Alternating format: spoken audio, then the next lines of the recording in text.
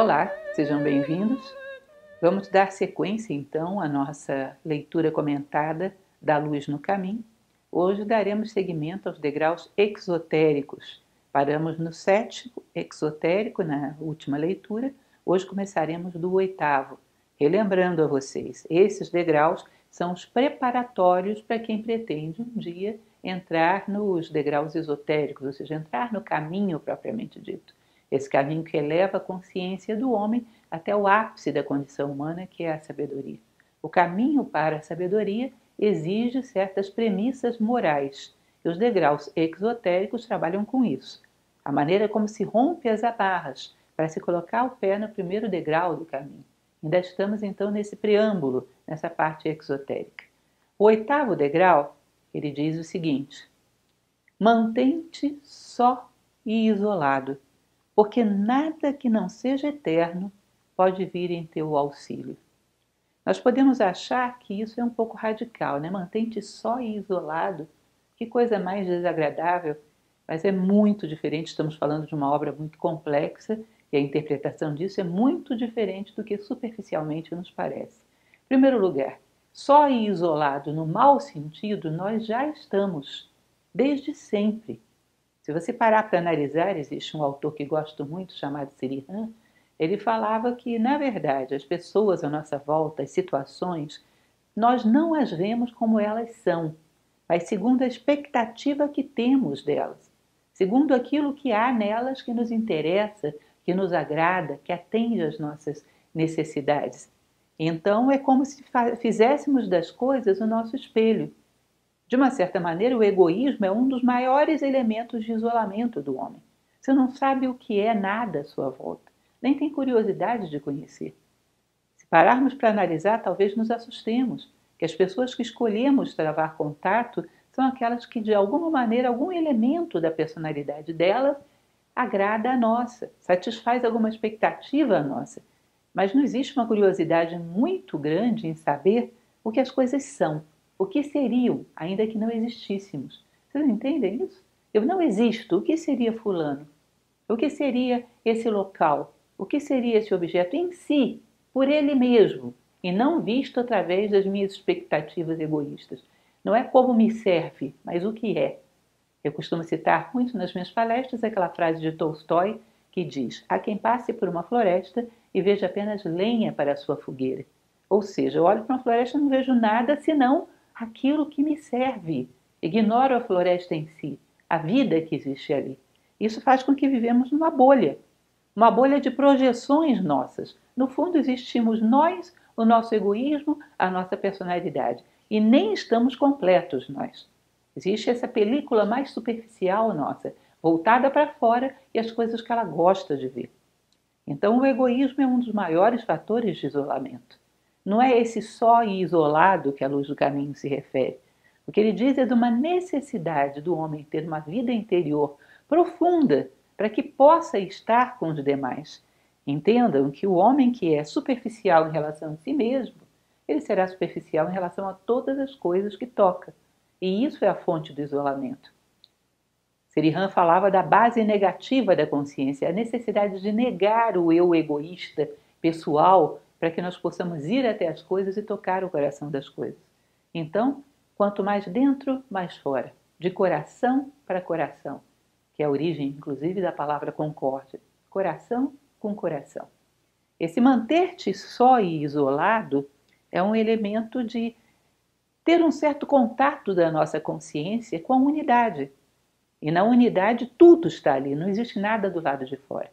Percebam, inclusive, que às vezes falamos: não, eu não estou só, eu estou com Deus. Muito bem intencionada a frase, mas isso em si já é um elemento de separatividade. Você não está com Deus. Se você estiver com Deus, Deus está fora de você. É outra coisa, é outro ser. Você e Deus são um só. Essa seria a visão correta. Então imagine como se fosse o meu corpo. Eu posso cuidar de cada parte do meu corpo, uma pequena parte da pele que está ferida, uma unha que está doente, mas eu não posso perder a consciência do todo. Quanto mais eu tenho consciência do todo, mais atendo com eficácia as partes. Uma pirâmide também serve para nós vermos isso. Nós temos todas as faces que se apoiam no chão, mas tudo parte de uma unidade que está lá em cima. Ou seja, a unidade, quando faz interface com o mundo, é eficaz, é capaz de atender todas as necessidades do mundo. É necessário estar conosco mesmo, ter uma certa solidão interior, uma vida interior profunda, para que possamos sair e estar com os outros. A humanidade tem uma carência tremenda de seres humanos que estejam consigo mesmo. E se queremos ser úteis a alguém, teremos que ter essa capacidade desse só e isolado, que de vez em quando se recolhe a esse mundo riquíssimo que é o nosso próprio interior. E está aí, e está bem, gosta de estar consigo mesmo. E depois pode ir ao mundo e atender todas as necessidades do mundo com eficácia e sem manipulação. Um homem altruísta que se dá ao mundo é um homem que, em primeiro lugar, está consigo mesmo, porque senão não tem nada para dar, está de mãos vazias. Então, nada que não seja eterno, nada que não seja profundo, pode de fato estar contigo, lá em cima, no ápice da pirâmide, para que depois você possa levar essa legitimidade, essa profundidade e tocar cada coisa do mundo com eficácia, recolocando as coisas no lugar onde elas se posicionam melhor, no lugar onde elas podem buscar o bem que lhes é próprio. Então, um ser humano verdadeiro e profundo necessita ter essa capacidade de vida interior, dessa solidão, desse isolamento sagrado, de estar em profundidade consigo mesmo. Senão não pode fazer nada pelo mundo. Quem não está consigo mesmo não pode estar com ninguém. Bom, passando adiante, podemos dizer que essa paz profunda que vem do nosso eu interior é a nascente da ação intensa. Essa frase é muito bonita e muito interessante. A paz interior é a nascente da ação intensa. Nós podemos atuar no mundo intensamente e com toda eficácia, a partir desse ponto central, desse ponto de realização. Uma coisa que a obra diz, eu acho bastante interessante essa máxima, que diz que uma flor que desabrocha sem ansiedade por ser a flor mais bela do jardim, mas simplesmente querendo realizar a sua natureza de flor, dar o máximo que uma flor pode dar ao mundo, abrir as suas pétalas extremamente, dar toda a beleza que ela guarda em si, porque isso é o seu dharma. Atraída pela natureza, atraída pela eternidade, ela abre suas pétalas, mostra o seu coração, se entrega completamente. Isso é uma flor feliz. A flor que desabrocha, buscando a ansiedade de ser a mais bela das flores, buscando uma projeção egoísta e pessoal, ela gera karma. A flor que busca simplesmente ser flor e realizar-se ao máximo como flor, ela está no Dharma. Eu sempre gosto quando me dão uma flor e ela desabrocha completamente e mostra o seu coração, rosas principalmente, é muito difícil acontecer isso. Mas algumas vezes ela abre tanto que dobra suas pétalas para trás e mostra o seu coração dourado, seu coração solar. Aquilo para mim é uma imagem simbolicamente muito forte de um ser que chegou ao ápice da generosidade. Desabrochou completamente e entregou ao mundo o seu coração dourado. Essa é a ideia. E os seres humanos, imaginem o quão belos seriam se conseguissem isso. Desabrocho ao máximo e entrego o meu coração solar, onde existe luz, onde existe sabedoria. Porque sou humano, assim como a flor é flor, e não por nenhuma ansiedade de reconhecimento ou projeção pessoal. Continuando, o 9º degrau vai dizer: deseja unicamente o que está em ti. Eu falei para vocês já esse princípio. Desejar o que está em nós significa trazer à tona a nossa natureza humana, que está em potência, mas não em ação. Muitas vezes pensamos: por que eu vou desejar aquilo que está em mim se já é meu? As coisas não são nossas quando não existe consciência delas e uso delas. Se você vai a um mercado e tem fome, e tem dinheiro no bolso, mas não sabe desse dinheiro, isso não é eficaz de forma alguma para cessar a sua fome. A eficácia vem com a consciência e não simplesmente com a posse. Então, quando falamos deseja unicamente o que está em ti, significa desejar as potências que existem latentes dentro de você, querer encontrá-las, desejar os poderes humanos para possuí-los. Não é fácil aprender, é como se tivesse vindo conosco ao mundo uma caixa de ferramentas. E se você abre essa caixa de ferramentas, o que tem aí dentro é maravilhoso. É a maior tecnologia que nós possamos imaginar. Logo, nós, seres humanos, tão orgulhosos da nossa tecnologia. Dentro dessa caixa existe vontade, existe generosidade, existe imaginação, existe inteligência, existe intuição, existem virtudes, aparatos humanos. Não basta ter a caixa, há que abri-la, reconhecer as ferramentas que tem aí dentro e aprender a usá-las. Às vezes, uma vez eu olhava para um celular meu e eu achei engraçado esse paralelo. O filósofo tem mania de ficar fazendo paralelo com tudo. Eu olhei para um celular meu e falei, gente, esse celular deve ter umas 50 funções. Eu uso uma, discar e receber ligação. Isso deve ser parecido com o meu aparelho humano. Ele deve ter umas 100 funções, eu uso 2 ou 3. Ou seja, eu subestimo a potência desse ser que me foi dado. Eu habito uma natureza humana riquíssima em possibilidades. E não tomo posse dessas possibilidades e não as realizo. Portanto, estou longe de ir à máxima expressão da minha natureza humana. Tenho que desejar profundamente, possuir a mim mesmo, desejar aquilo que está em mim, que só assim posso ter a energia necessária para me dedicar a cada uma dessas potências e colocá-las em prática e presentear ao mundo com uma natureza humana a mais, uma natureza humana plena. Com certeza, não existe nenhum presente mais necessário para o mundo, nenhum presente mais necessário para a humanidade do que alguém que entregue a sua natureza humana plena, inteira, sem resguardar nada, sem regatear. Para isso, há que conquistá-la, não achar que já possuímos. É meu, já tenho. Não, não tem. Você tem aquilo que conscientemente sabe utilizar, sabe que possui, sabe colocar em prática. E desejar por uma razão, desejar para servir. Ou seja, porque quero conhecer a minha potência humana. Se eu trabalho com o egoísmo, você sempre vai ser um meio ser humano. Sempre vai sobreviver e não viver propriamente dito. Se desejamos para servir, aí sim, tudo daquilo que existe ali é necessário. Porque a dor humana é tanta, a necessidade humana é tanta, que eu não vou regatear nenhum poder, nenhuma possibilidade que eu tenho, se o meu intuito é servir. Pode ser que você considere que um prato de comida que você tem não é tão bom, mas se você sabe da fome da humanidade, aquele prato seria uma tortura para a tua consciência regateá-lo. Você sente a necessidade de entregar, de compartilhar. Então, nada que haja nos recantos da nossa natureza é regateado, é escondido, é esquecido quando o nosso intuito é servir. Então, uma das maneiras mais eficazes de chegarmos à plenitude das nossas possibilidades é purificar os fins. Eu desejo ser para servir. Existe, inclusive, uma antiga oração indiana que diz que hoje eu possa fazer o meu melhor pela humanidade, mas que amanhã eu possa mais. Eu acho isso muito bonito.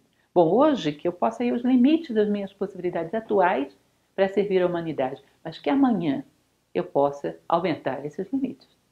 E para isso conhecer todas as ferramentas que eu guardo dentro de mim mesmo. E outra coisa que é interessante percebermos que a posse de nós mesmos nos dá uma segurança muito grande. Faz ponte com algo que vamos ver daqui a pouquinho, que é a paz, porque a paz vem de uma segurança, de uma estabilidade, porque aquilo que está em nós mesmos, nada nem ninguém pode tomar. Então somos proprietários de um tesouro que de fato nos pertence.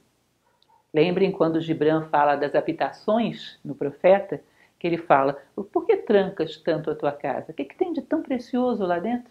Tens por acaso a bondade, a preciosa e divina bondade?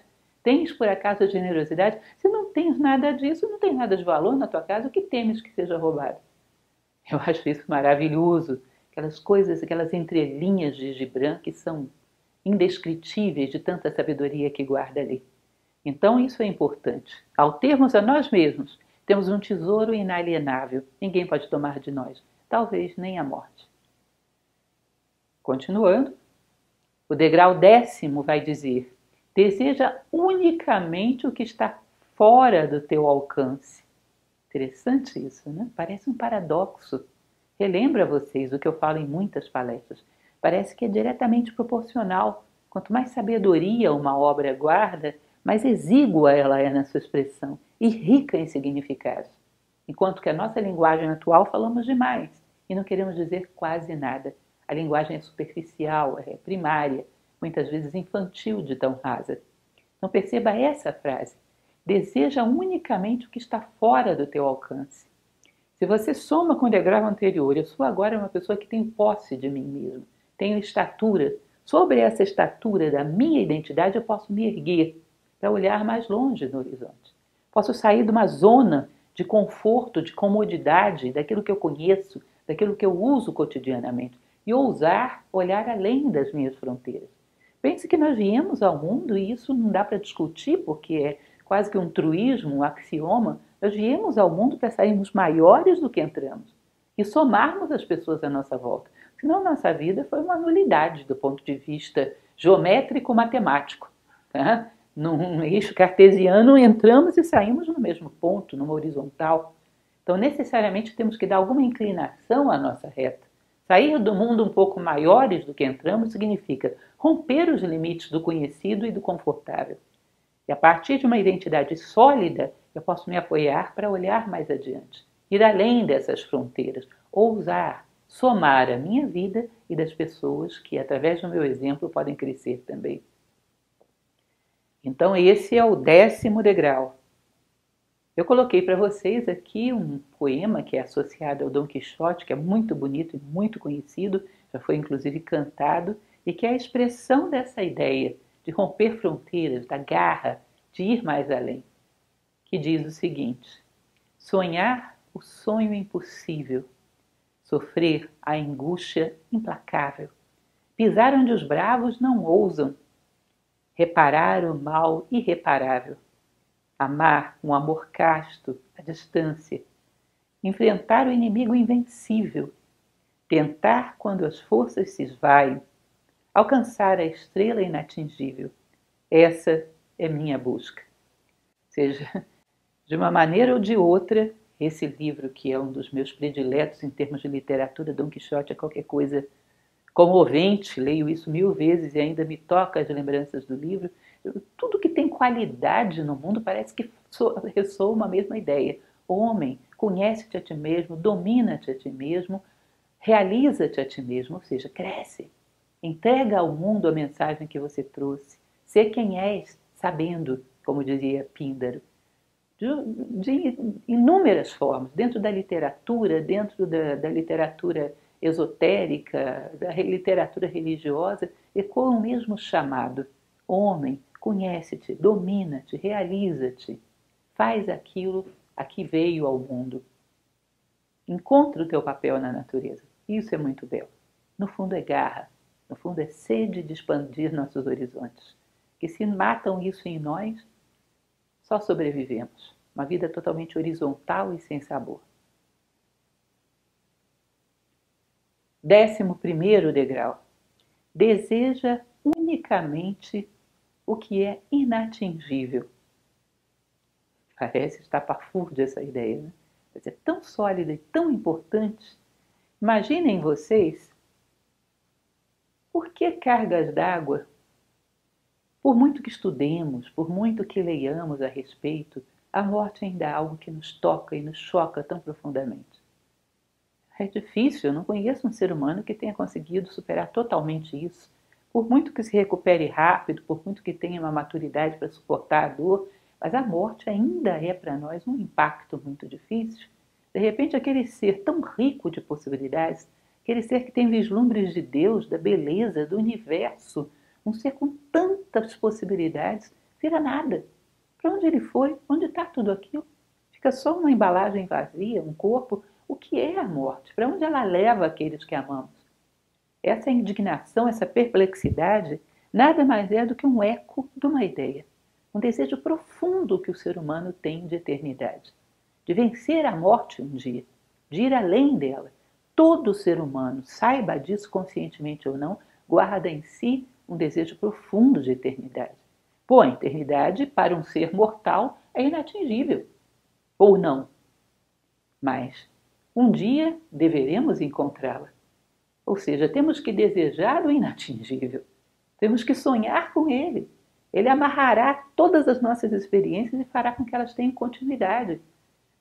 como se fala em uma obra a respeito de uma estrela. Você tem que desejar uma estrela profundamente, aquela mais distante, aquela mais fixa. Colocar ali a sua aspiração. Sabe por quê? Se nós considerarmos a ideia da reencarnação, entre uma vida e outra, tudo terá passado. Aquela estrela não. Portanto, se você a deseja, essa expectativa profunda de algo tão permanente amarra uma experiência à outra e dá continuidade na tua caminhada. Desejar coisas grandes, impensáveis, porque no fundo desejamos, e isso é a essência de todas as nossas dores, desejamos a eternidade, desejamos o mistério, desejamos a compreensão do universo, desejamos estar perante a unidade, perante o sagrado, perante Deus. Todas elas são coisas para o momento atual inatingíveis. Mas fixar o nosso coração em algo tão distante faz com que todo o restante do nosso corpo corra atrás do coração para se unir a ele. Por isso se diz em tradições orientais que devemos depositar o nosso coração aos pés do Senhor do mundo. Fica muito mais fácil levar o resto dos veículos quando o seu coração já foi na frente. Então, desejar inatingível é isso. É um dos elementos mais fundamentais para a construção de uma identidade sólida que nem a morte seja capaz de romper. Porque o inatingível estará aqui, para quem acredita na reencarnação, ainda quando formos e voltarmos 1000 vezes, ele estará aqui. A sua estrela ainda estará aqui. Ou seja, ao cair do mundo, eu abro os olhos, visualizo a minha estrela e já relembro quem sou eu e para onde eu tenho que ir. Isso dá uma continuidade, uma força de projeção fantástica. Um dia, o inatingível será atingido. Um dia recuperaremos o nosso coração que está aos pés do Senhor do mundo. Muito bonita essa ideia. Espero que reflitam sobre isso, que atinja algum sentido, algum significado para vocês. Não rejeitem aquilo que é aparentemente complexo. Aí existe algo muito profundo para ser oferecido. Aprendam a refletir, aprendam a mastigar as ideias, amadurecê-las dentro de vocês, como dizia a minha avó, matutar um pouco sobre as coisas profundas da vida. 12º degrau. Porque em ti está a luz do mundo, a única luz que pode ser projetada sobre o caminho. Isso é muito importante. Em qualquer área do conhecimento, é muito interessante ter mestres. Se você vai estudar medicina, começar do zero, sozinho, é muito importante pegar alguém que já tenha todo o conhecimento que passe para você de uma forma que seja mais compreensível. Mas, sei lá, você vai fazer qualquer área de tecnologia ou mesmo na área do crescimento humano, há mestres aí também. Aquele que está 1 passo ou 2 na sua frente pode te ajudar a crescer, mas não pode caminhar por você. Qualquer expectativa nesse sentido vai gerar uma inércia e um culto à personalidade, que acaba viciando as relações. Ninguém vai caminhar por você. A única luz que pode iluminar o teu caminho vem de dentro, não vem de fora. Percebam que existe uma mentalidade estranha e que é um desvio que existe dentro do ser humano. Por comodismo, por preguiça, nós acabamos achando que a nossa relação com algo maior do que nós é uma relação de mostrar a nossa fragilidade para que ele nos leve no colo. Existem 2 escolas na Índia que é interessante, porque representam inclusive essa ideia. Uma representa a sabedoria como o caminho do gato e a outra como o caminho do macaco. O gato é carregado pela mãe pelas costas e o macaquinho ele tem que se agarrar na mãe, porque senão ela vai embora e o deixa para trás. Então ela mostra, o nosso é muito mais o caminho do macaquinho, é o nosso esforço, é o querer ir. Ninguém pode nos carregar passivamente. Em alguma palestra eu dou um exemplo que é interessante, forte, mas interessante para refletir. Não adianta, todo esse livro é muito forte. Eu falo a respeito de uma imagem de São Francisco de Assis. Particularmente eu amo essa imagem desse ser. Tão amante da natureza, tão entregue, tão altruísta, inclusive porque amo animais. Agora imagine, eu coloco uma figura de São Francisco de Assis na minha casa. Toda vez que eu me sinto frágil, eu me sinto debilitada, eu olho para ele e digo, esse homem foi muito forte, foi genial. Então eu tenho que, diante dele, me sentir na obrigação de fazer um esforço, de ser mais forte, de me superar. O exemplo dele tem que me inspirar para ser mais parecida com ele, para ser maior, já que ele significa tanto para mim. Esse é um caso muito sadio. Outro caso, coloco a imagem na minha casa E quando eu tenho dificuldades, não faço nada, não reajo, não tenho nenhum esboço de vontade e determinação. Peço que ele resolva os problemas para mim. Ou seja, aí essa relação começa a ser estranha. São Francisco de Assis não gostaria de inspirar um homem para ser mais débil do que ele já era. Isso não foi a mensagem que ele deixou para o mundo. Transferir para um ser que de fora resolva os nossos problemas, isso é uma fantasia humana que é usada até em relação a extraterrestres.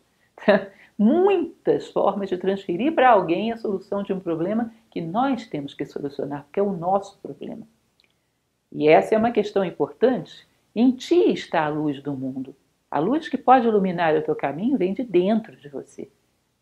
Não pode ir na sombra de alguém, porque ainda que seja a sombra de um ser grandioso, é uma sombra.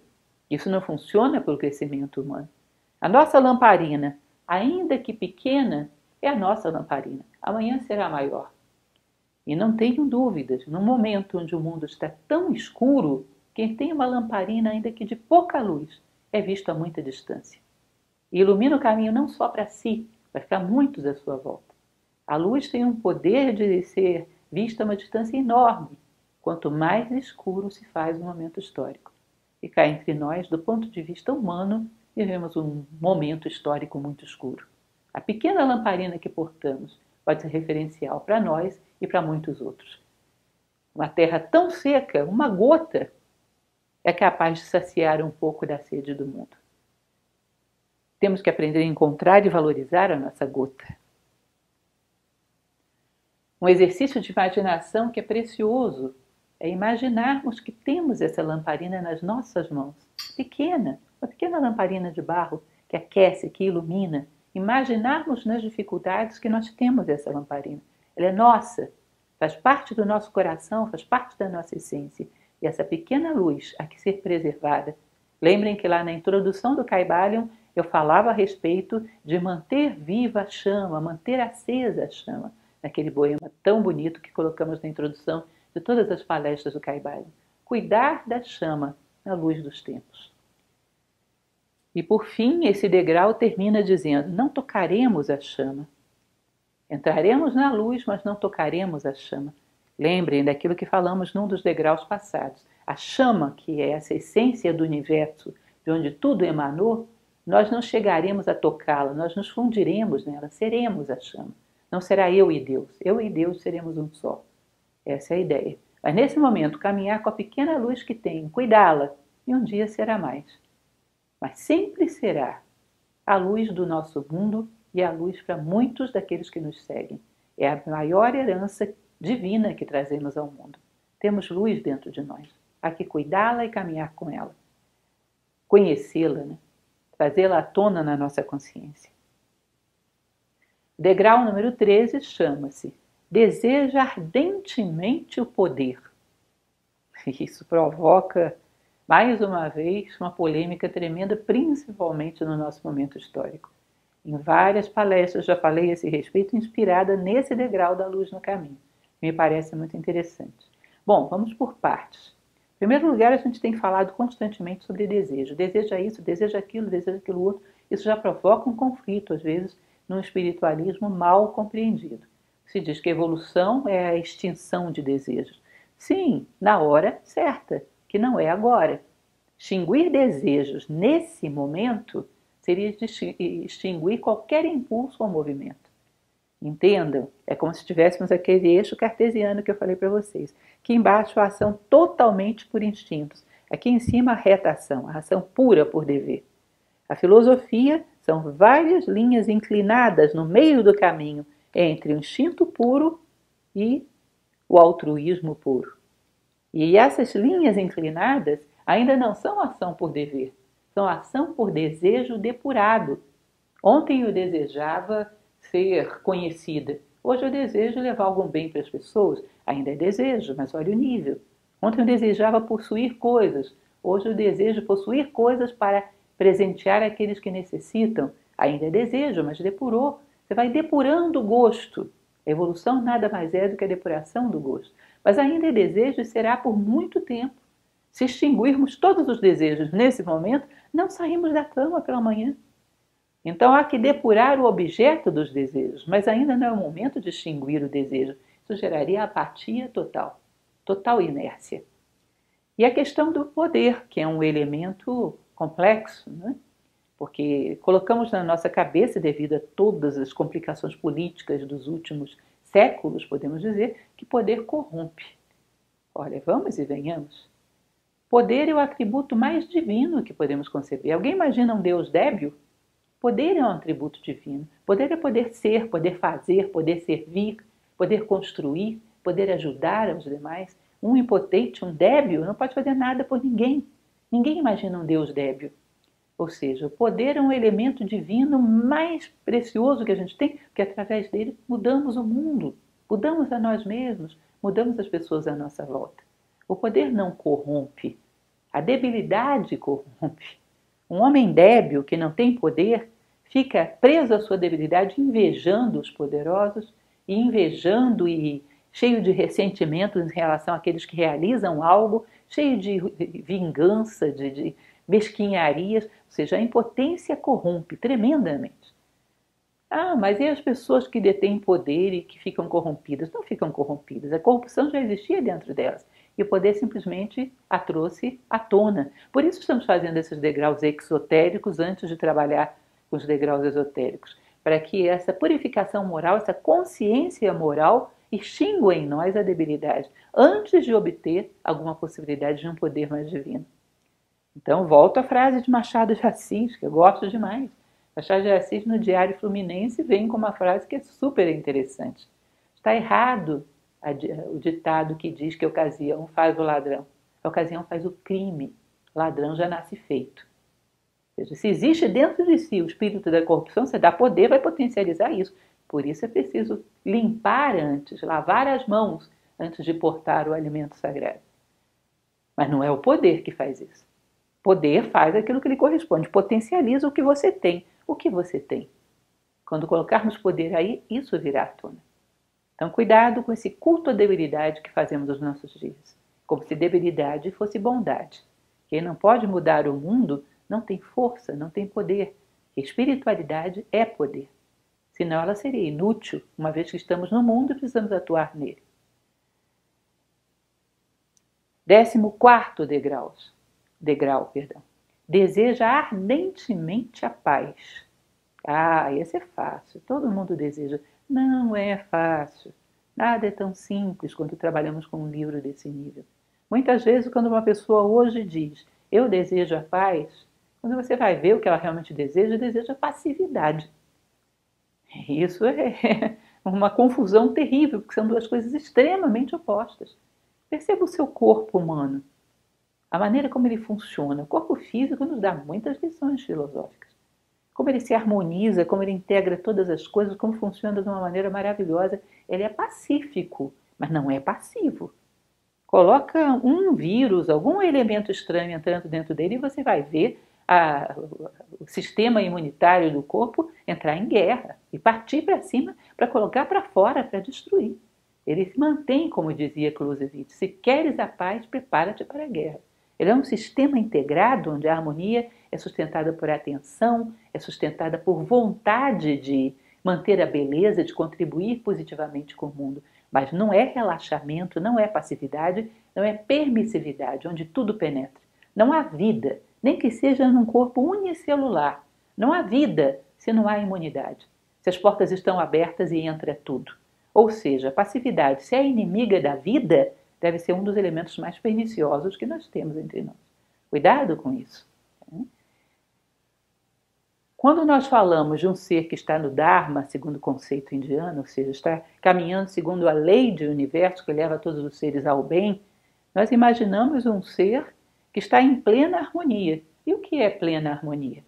A mente serena e equilibrada, os sentimentos elevados e nobres, mas o corpo ativo. Não pensem que uma mente equilibrada e emoções nobres conduzem à passividade do corpo, muito pelo contrário. Alguém equilibrado sente a necessidade do mundo, sente como se fosse sua própria necessidade, está fortemente comprometido com ela.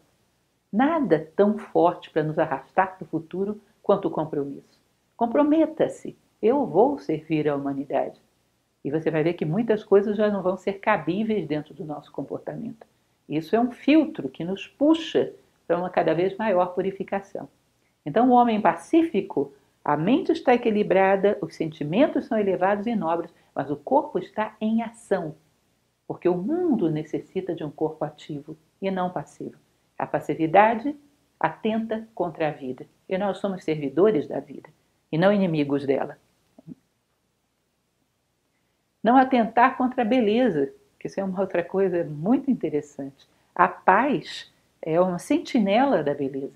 A paz mantém a harmonia em todos os planos. Então, a harmonia de um relacionamento, a beleza da maneira como as pessoas se expressam, a beleza de como se comprometem umas com as outras, a beleza de como zelam pelo bem comum, a beleza está muito mais naquilo que está no movimento do que naquilo que está estático. Lembrem uma das leis passadas, um dos degraus passados, que eu falava que o espírito é verbo, o substantivo é matéria. São balizas através do qual o verbo flui. O espírito é verbo, ele está em ação. Portanto, a beleza é uma harmonia dinâmica e a paz vela por ela. A paz não pode quebrar nenhum componente da harmonia. A passividade não é bela. É um dos elementos que nós podemos perceber que paz não é passividade.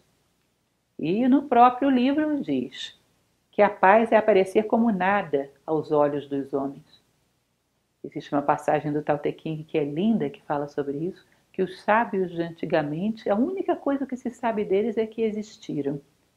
Eram tão eficientes, eram tão leves, que cumpriam seu papel de uma maneira tal que a única coisa que os homens sabem deles é que existiram. Cumpriram seu papel sem nenhum desejo de projeção pessoal, mas com o desejo de trazer benefício ao mundo. Quando o nosso interesse é em projetar a nossa personalidade, para que uma parte esteja projetada, você já não tem mais a unidade harmônica. Imaginem dentro de um quadro onde uma cor quer se projetar mais do que as outras. Perdeu a harmonia do quadro. Uma melodia onde uma nota quer aparecer muito mais do que as outras. Perdeu a harmonia dentro da melodia. Então, a paz é profundamente comprometida com essa ideia de compor com o mundo, sem querer espatifar o mundo para que o meu eu pessoal esteja acima de todos os outros. Essa é a ideia do sucesso no nosso momento histórico.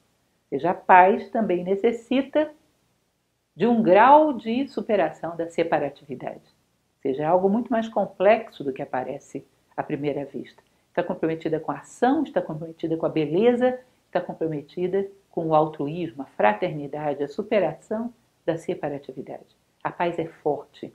A paz tem um caminho muito grande para trilhar, não é passiva. Continuando, deseja as posses acima de tudo. Essa também parece complicado, né? A luz do caminho ela é vista superficialmente um paradoxo atrás do outro. Deseja as posses acima de tudo. E existe uma confusão muito grande no nosso momento histórico entre renúncia e inércia. Ou seja, eu sou uma pessoa que renunciou à matéria. Como renunciou se você não tinha? Não se pode renunciar àquilo que não se tem. Existe inclusive uma parábola oriental que fala de um rei que é recebido no Nirvana, muito bem recebido, e quando entra um mendigo é rejeitado. Aí ele reclama, não, aqui vocês só aceitam poderosos. Não, peraí, esse rei renunciou a tudo para entrar aqui. Você não tem nada. Entrar para cá para você é ganho. Então você entra por interesse e não por renúncia. Para conquistar o mundo, depois renuncia a ele e vem aqui. A impotência não é virtude. A incapacidade não é virtude. Então cuidado entre essa confusão da espiritualidade com aquele ser fraco, débil, que não tem nada porque não soube conquistar nada. A renúncia exige saber conquistar as coisas do mundo e entregá-las. Nisso ela é grandiosa. Nós estamos no mundo e cada coisa que nós vivemos aqui, ela tem um propósito, porque senão não viríamos para cá. Imagina, o mundo material é todo negativo, então Deus enlouqueceu. Porque o que estamos fazendo aqui? Percebam que movimentar as coisas do mundo faz com que afiemos as nossas ferramentas interiores, afiemos a nossa vontade, afiemos a nossa imaginação, a nossa inteligência. Imaginem, eu penso na minha casa. Nesse momento, minha mente vai lá e volta.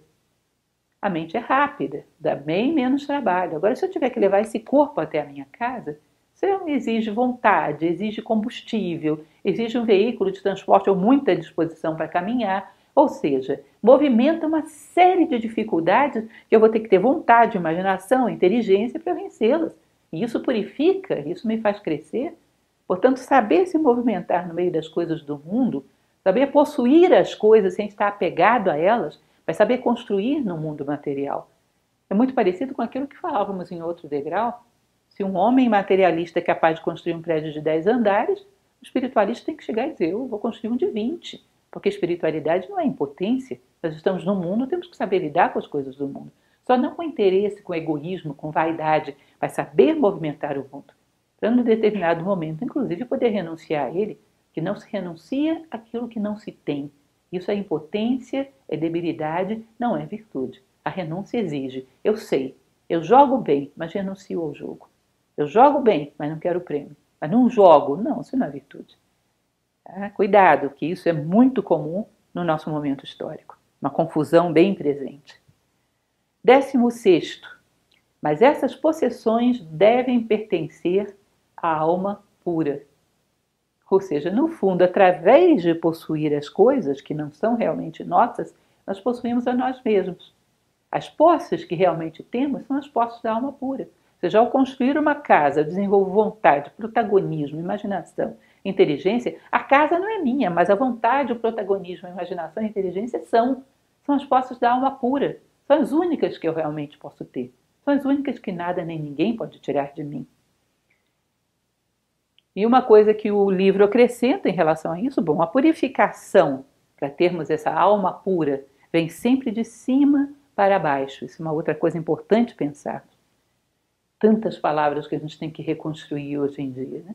Quando falamos posses da alma pura, o que é uma alma pura? Quando pensamos em purificação, pensamos em abstinência física, de alimentos, de sexo, seja lá do que for. Pode ser que isso tenha um propósito, pode ser até que cumpra algum propósito, mas isso não é propriamente purificação. Que essa pessoa que abdica tudo isso pode ter uma alma contaminada por todos os vícios que se possa imaginar. A purificação vem de cima para baixo. Purificar vem de uma identidade firmemente plantada e construída sobre um desejo de crescer como ser humano, de servir ao universo, de chegar aos pés do mistério. Um desejo de ser. Esse profundo desejo vai criando ferramentas que são coerentes com ele, que são as virtudes. Aí quando você chega ao mundo, aí sim pode purificar um corpo. Você não constrói a pureza de baixo para cima, isso não funciona. Por hábitos. Cuidado, porque já falei sobre isso inclusive em outro degrau para trás. Nós hoje confundimos consciência moral com comportamento moral. Comportamento moral pode ser um adestramento, que cai na primeira circunstância adversa. Consciência moral vem de cima, ela não é um adestramento social. Não é o que eu como ou deixo de comer, ou o que eu faço ou deixo de fazer. É o que eu sou e não deixo de ser. Portanto, quando isso se reflete no mundo, vai gerar um corpo puro, que faz o que for necessário fazer para portar uma alma pura. Purificação começa de cima para baixo. E essas posses da alma pura, como já falamos, são virtudes que são compartilhadas por todas as almas puras. Porque se existe uma coisa que é interessante nas virtudes, é que elas se expandem, nunca são usadas só para nós. Eu sou boa, vou ser boa só para mim? Eu sou amorosa, eu só vou amar a mim mesmo? As virtudes, elas são um pouco parecidas com aquele amor que eu falava para vocês, que no mito arturiano se falava que era um graal que quando você deposita aí o vinho sagrado, que para os alquimistas era o alcaeste, o solvente universal, a primeira coisa que ele faz é dissolver o cálice e se expandir em todas as direções. Ou seja, todas as virtudes legítimas, verdadeiras, elas dissolvem limites e se expandem em todas as direções. Portanto, conquistar uma virtude significa servir ao todo. E essa vontade de servir é compartilhada por todas as almas puras. E que vai cada vez mais expandindo a possibilidade de que outras almas também se purifiquem através do exemplo dela. As almas puras são aquelas que sobem o segundo degrau, não por vaidade e por se acharem melhores do que o resto da humanidade. Sobem para gritar para quem está lá embaixo, gente, é aqui, sobe, vem, eu te dou a mão. As almas puras são aquelas que crescem para servir. E as virtudes nos tornam cada vez mais almas puras, que compartilham esse patrimônio com todas as almas puras. Bom, hoje ficamos por aqui. Semana que vem continuaremos, então, a partir da 17ª, provavelmente Fecharemos essa parte dos degraus exotéricos e entramos nos degraus esotéricos, ou seja, mais 21 para frente, esses mais complexos, mais densos e com mais necessidade de trabalharmos com bastante vagar e com a consciência bem atenta. Muito obrigada a vocês. Um abraço.